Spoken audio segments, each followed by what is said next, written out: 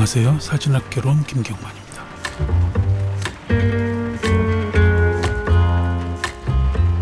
수전 선택의 사진에 관하여라는 1977년 책이 있어요.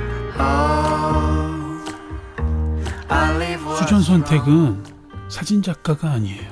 미국의 소설가고 수필가, 예술평론가, 극작가, 영화감독이고 연극 연출가, 사회운동가예요. 이분의 책이 너무 어려워요. 제가 설명을 할 수 있을지, 다만 그냥 아무 이유 없이 좋아요, 이분이. 오늘은 아주 쉬운 것부터 접근을 해볼게요. 사진 참 좋죠. 이 대문사진 고흐의 회화 같죠? 그림 같아요. 그림은 예술작품이 맞죠? 그럼 사진은 어때요? 사진은 예술작품인가요? 양태성님, 이거 예술작품인가요? 아니면 리얼한 무언가를 담은 건가요? 회화는 분명히 예술작품이 맞아요. 그죠? 왜냐하면 내가 그리는 거니까 뭔가를 창조해내고 없는 것도 그리고 있는 것도 바꾸어서 그리기 때문에 그것은 완전한 내 작품이 맞아요. 그런데 이 건축물은 지금 박성민 님이 지은 건축물이 아니에요. 이거 박성민 님 예술작품이 아니잖아요. 자, 이제 헷갈리기 시작하시죠. 자, 김요한 님의 이 사진은 작품인가요? 아니면 뭔가요? 그러니까 사진이 예술이 맞나요? 왜 예술이죠? 이거를 곰곰이 우리는 생각해 봐야 돼요. 왜 사진이 예술일까요? 그냥 찍는 건데 아무나 찍으면 이렇게 나오는데 이 장소가 김요한 님이 창조한 것도 아니고 이 사람들이 김요한 님이 만든 사람도 아니고 이 하늘의 이 형체, 이건 하늘이 만든 거죠. 이 구름이 이렇게 만들어진 거지 김요한 님이 아무것도 안 했어요. 그냥 찍었을 뿐이에요. 담았을 뿐이죠. 이 담았다는 것이 과연 예술이 될 수 있느냐, 이거에 대해서 우리는 앞으로 그 얘기를 해볼 거예요. 왜? 사진에 있어서 가장 중요한 주제라고 저는 감히 생각하거든요. 이 철조망은 박성민 님이 만든 철조망이 아니에요. 이 색깔의 구성 박성민 님이 한 게 아니에요. 빨강과 노랑 이런 느낌이 박성민 님이 한 게 아니라고. 누군가가 한 작품을 담은 거예요. 그럼 그 누군가의 작품일 거 아니에요. 근데 이거 내 작품이야 라고 과연 말할 수 있냐. 예를 들면 이런 거 있죠. 사진을 갖다가 사진으로 찍은 사진이 있죠. 사진을 카메라로 찍은 사진이 있죠. 그거 자기 사진이에요? 남의 사진을 찍어놓은 사진. 그렇게 생각해보면 편하겠네요. 과연 사진은 예술인가? 자, 이제 신상규님의 이 사진으로부터 우리는 무언가를 생각합니다. 저 빌딩과 저런 이 사람도 신상규님이 만든 사람이 아니고 빌딩 숲, 그리고 이 공원의 잔디밭, 모두 다 다른 사람들이 깔았고 다른 사람들이 지었고 설계했고 디자인했죠. 근데 비 내리는 이 비를 섞은 것과 이 빛, 창을 통해서 바라본 것인지 혹은 투명 여기 있겠네요. 비닐우산 맞죠? 투명한 우산을 통해서 지금 바라본 모습이에요. 그러니까 지금 이런 게 우산의 느낌이죠. 자, 그러면 우리는 이런 생각을 해봅니다. 이거 신상규님 작품인데? 저 빌딩 주인이 와서 야, 이거 내 거야, 내 예술 작품이야 라고 말할 수 있나요? 이 우산을 판 사람이 와서 이 우산 내 거야, 그러니까 이 사진은 내 거야 라고 말할 수 있나요? 우산만 찍었으면 싸울 수 있겠죠. 빌딩만 찍었어도 싸울 수 있어요. 이 사람만 찍었어도 싸울 수 있어요. 그런데 제가 굉장히 단순한 이야기를 해드렸는데 갑자기 사진이 내 건지 혹은 세상의 것인지 구분이 이제 되기 시작해요. 그렇다면 사진이 작품으로 승화되려면 어떻게 해야 될까요? 거기에 대해서 수전 선택이 참 멋진 말을 남깁니다. 카메라는 현실을 해석하는 것이 아니라 있는 그대로 포착한다는 생각도 존재하지만 사진도 회화나 데생처럼 이 세계를 해석하기는 마찬가지다. 이 말이 수전 선택과 저를 만나게 합니다. 우리는 늘상 개를 찍습니다. 고양이를 찍고요. 개를 회화로 데스행으로 세상에 전달하면 그것은 예술작품이 되죠. 그런데 개를 사진으로 찍으면 개 사진이 되나요? 죄송해요. 조혜영님, 그런 말이 있었어요. 사진은 결코 객관적 진실이 아닙니다. 무슨 뜻이냐면 조혜영님의 이 사진, 객관적 진실, 객관적 형태, 누가 봐도 이 형태인가요? 이곳에 가서 보면 누가 봐도 이 형태인가요? 아니죠. 이 프레임은 조혜영님이 결정한 것이죠. 그럼 뭐예요? 창조한 것이죠. 조리개를 얼마를 둘 것인가? 지금 조리개를 심도가 얕죠. 이 피사계 심도를 조혜영님이 결정한 것이죠. 이런 빗망울을 사람이 가는 중 어디서 캡처할 것인가, 그 셔터를 누르는 시간을 결정한 것이죠.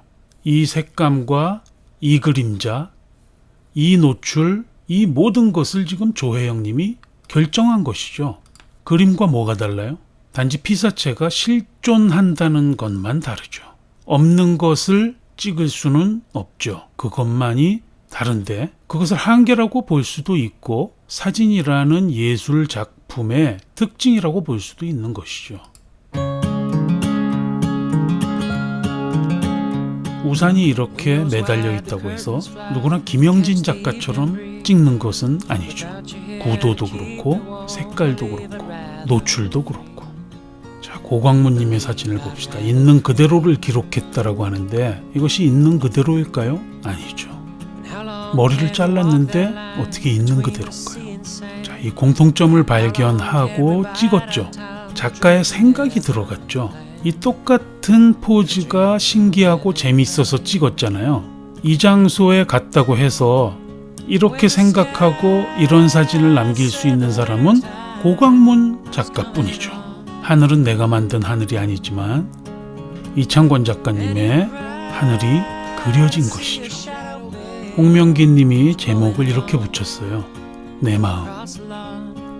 여기 내 마음이 어디 있나요? 내 마음이란 피사체는 없습니다. 다만 홍명기 님은 이 사진을 통해서 내 마음을 전달하고 싶은 것이죠. 그럼 이것은 예술 작품이 됩니다. 그러면 여기서 제가 하고 싶은 얘기는 뭐냐면 예술이 되기 위해서는 작가가 전하고 싶은 것이 있어야 돼요. 그게 메시지든 감동이든 무언가 전하고 싶은 것이 생겨야 돼요. 그러니까 작가의 마음에 그게 있어야 돼요. 있냐 없냐의 문제예요. 강창일 님이 강원도 고성을 찍는데 이 사진을 찍으면서 사람들에게 무엇을 전달하고 싶었는지가 있으면 그 사진은 굉장히 좋은 사진이 되어버려요. 굉장히 놀라운 일이에요. 잘 찍든 잘못 찍든 어떤 카메라로 찍었든 상관없어요. 가장 중요한 것은 강창일 님이 이 강원도 고성을 찍을 때 무엇을 전달하고 싶었는지. 그게 없어져 버리면 풍경 사진은 달력 사진이 되고요. 인물 사진은 호프집 사진이 돼요. 왜 맥주집에 노출 많은 그런 분들 사진 있죠? 죄송해요. 죄송합니다.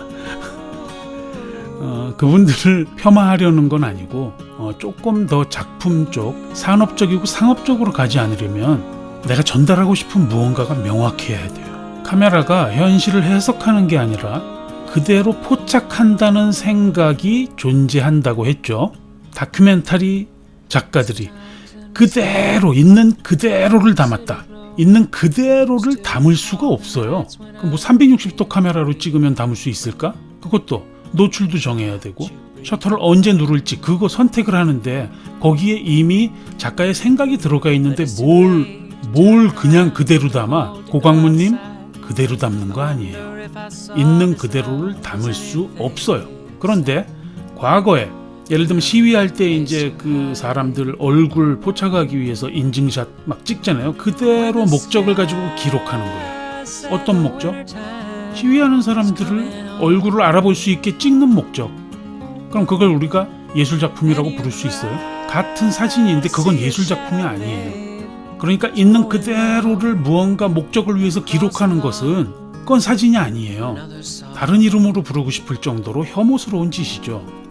과연 안토니오 린님은 있는 그대로를 잡았냐? 아니죠. 지금 이 빨간색도 안토니오님이 결정한 거고, 고양이가 있을 때 촬영한 것도 그렇고, 그 다음 이 그림자를 부각시킨 것까지도, 그 다음 조리개를 열어서 지금 그 정한 것도, ISO를 정한 것도, 후보정을 한 것도 모두 안토니오님이 결정한 거죠. 만든 거죠. 있는 것을 기록해서 남들에게 보여주는 것이 아니라 세상에 존재하는 것 중 어디를 내가 프레임으로 정하고 어디를 잘라낼 거고 언제 찍을 거고. 수잔 선택이 이런 말을 했어요. 사진가들은 뭘 축소하거나 과장하지는 않았지만 그렇다고 해서 그대로를 담았냐? 그게 아니라 각자가 최선이라고 여기는 어떠한 관념에 부응할 때까지 사진을 찍고 또 찍었다는 거죠. 찍고 또 찍는 과정이 바로 회화에서 그림을 그리는 거고, 작곡가가 콩나물 대가리를 그리는 거고, 건축가가 좋은 디자인을 해서 집을 짓는 거고, 성악가가 노래를 하는 겁니다. 사진으로 기록을 남기는 행위의 수동성. 그런데 그 수동성 말이죠. 개가 찍혀서 개가 만든 사진인 것 같은 그런 수동성. 그것이 어찌 보면 사진의 수동성이 굉장한 공격성을 나타낸다. 저는 이렇게 해석하고 있어요. 사진의 객관성, 수동성 이런 느낌들이 사진이 굉장히 공격적인 매체로 바뀌는 그런 역할을 한다는 것이죠.